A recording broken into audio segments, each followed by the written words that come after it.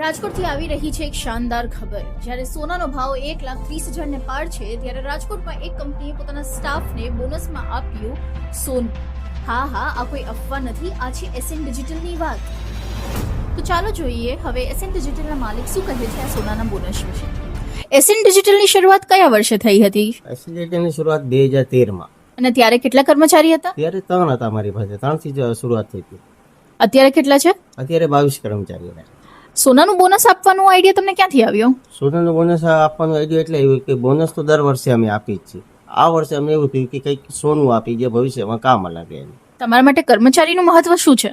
કર્મચારીનું મહત્વ એ કે કર્મચારી એક અમારી ફેમિલી છે, એક અમારો પરિવાર છે. તમે આ સોનાનું બોનસ આપીને લોકોને શું મેસેજ પાસ કરવા માંગો છો? લોકોની મેસેજ પાસ કરવા માંગી કે એ પણ એના કર્મચારીને સોનું આપે અથવા તો કોઈ પણ ગિફ્ટ આપે, એના પરિવારની જેમ એને રાખે, એક ફેમિલી